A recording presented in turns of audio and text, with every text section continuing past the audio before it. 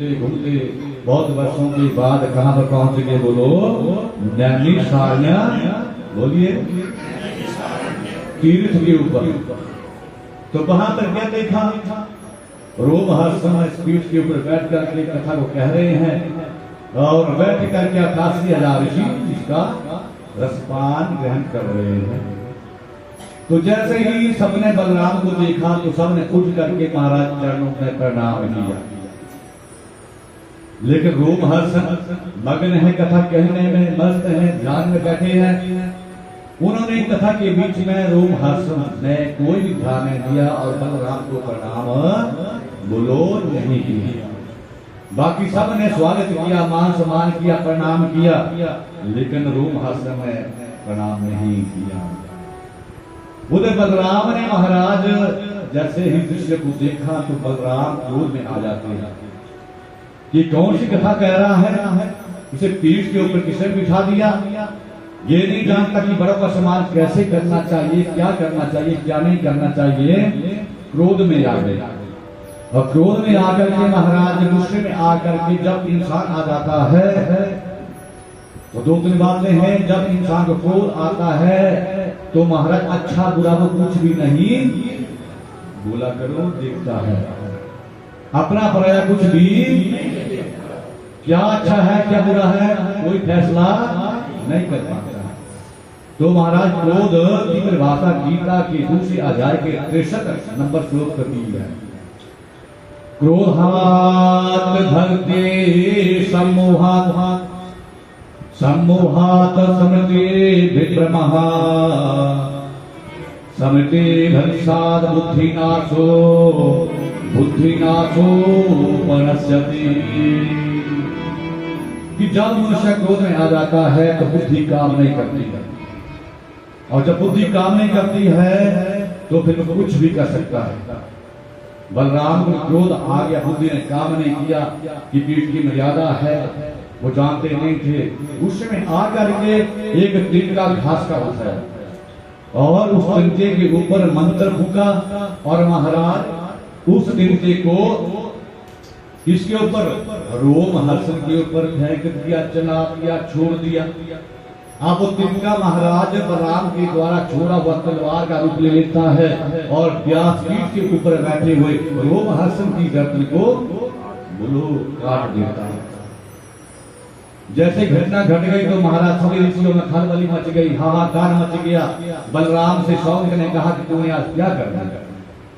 पहली बार धरती के ऊपर ये वेद व्यास के रचे हुए निर्माण किए हुए पुराणों की कथा आज पहली बार वो भाषण कर रहे थे, आपने गलत कर दिया। अब धर्म का प्रचार कैसे होगा, सनातन धर्म आगे कैसे बढ़ेगा, लोगों का कल्याण कैसे होगा? आपको ऐसा काम नहीं करना चाहिए था। अब आपने एक ब्राह्मण का पद किया है, अब आपको ब्रह्म हत्या लगेगी। अब जैसे शौनक ने कहा तो महाराज बलराम को चिंता हो गई। अब महाराज पश्चाताप करने लगे कि मेरे मन में ऐसी भावना थी कि इसने मुझे प्रणाम नहीं किया और इस कारण मुझे गुस्सा आ गया, क्रोध आ गया। तो शौनक ने समझाया कि देखिए इस पीठ का नियम है कि चाहे इस पीठ के ऊपर 5 वर्ष का बच्चा ही वेद व्यास बन करके कथा कह रहा हो और कथा सुनने के लिए उसका पिता बीच में आ जाए तो पिता ही बेटे को प्रणाम करेगा, बेटा पिता को प्रणाम, ये नियम है। शुरू में चाहे वो वेद व्यास सबको कर ले तो अलग बात है, लेकिन कथा शुरू हो गई तो चाहे सृष्टिकर्ता ब्रह्मा भी आ जाए तब भी प्रणाम वक्ता को, ब्राह्मण को नहीं करना चाहिए, किसी को भी दोष लगता है। जब समझाया तो महाराज बलराम को समझ में आया कि देखिए पीठ का ये कथा का नियम है, इसलिए आपको रोमहर्षण ने प्रणाम नहीं किया। अब आपको तो ब्रह्म हत्या लगेगी, आपने ब्राह्मण का वध किया है।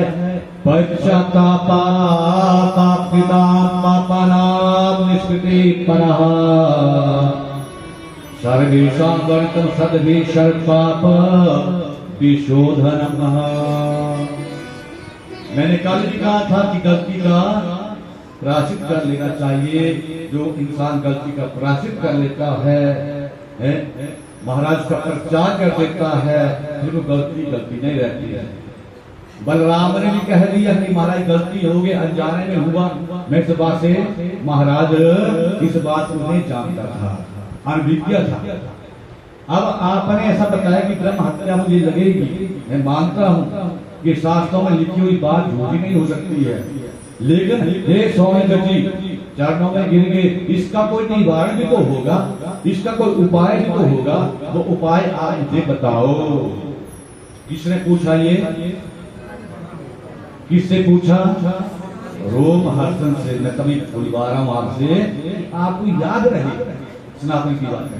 तो महाराज अब जैसे ही बलराम ने उपाय पूछा तो शौनक ने कह दिया कि देखिए इसके एक बेटा है, उनका नाम है उग्रश्रवा। बोलिए आप भी, क्या नाम बताया मैंने? उग्रश्रवा। बोलिए सभी, उग्रश्रवा बोलिए, फिर बोलिए, फिर बोलिए, आपको नाम याद रहे।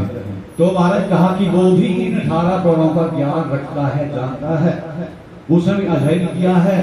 तो आप ऐसा करो, सबसे पहले तो इसके पिता का उस बेटे के हाथों संस्कार करवाओ, और जब संस्कार आप करवा देंगे तो अपने हाथों से उग्रश्रवा को अब इस पीठ के ऊपर तिलक करते हुए पूजा करने के बाद बिठाओ, तब जाकर के आपका जो ब्रह्म हत्या है, पाप है, तो खत्म होगा, नहीं तो खत्म होने वाला ये नहीं है।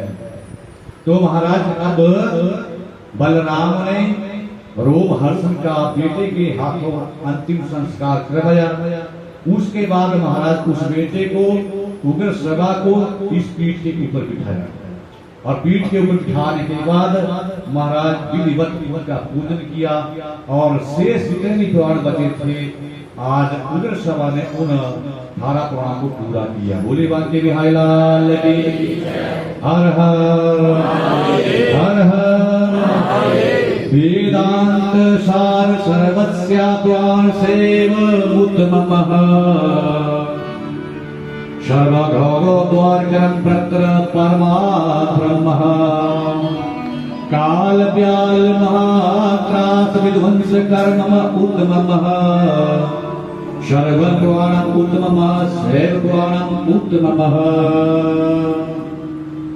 अब महाराज समस्या खड़ी हो गई कि आधे पुराण तो रोमहर्षण ने कहे थे और आधे पुराण किसने कहे? बोलो। हाँ, उग्रश्रवा ने कहे। अब नाम किसका लिया जाए? रोमहर्षण का कि उग्रश्रवा का? नहीं माता, दोनों का नाम नहीं लिया जाता, एक का नाम रहता है। तो सबने फैसला किया उस सभा में कि देखिए, ना तो रोमहर्षण का नाम लिया जाएगा, ना ही उग्रश्रवा का नाम लिया जाएगा, इनकी जाति का नाम लिया जाएगा। क्या जाति थी? बोलो अब। बोले सूत जी महाराज की। तो ये हुए अब सूत मतलब जाति का नाम है। बोले वांगे बिहारी लाल।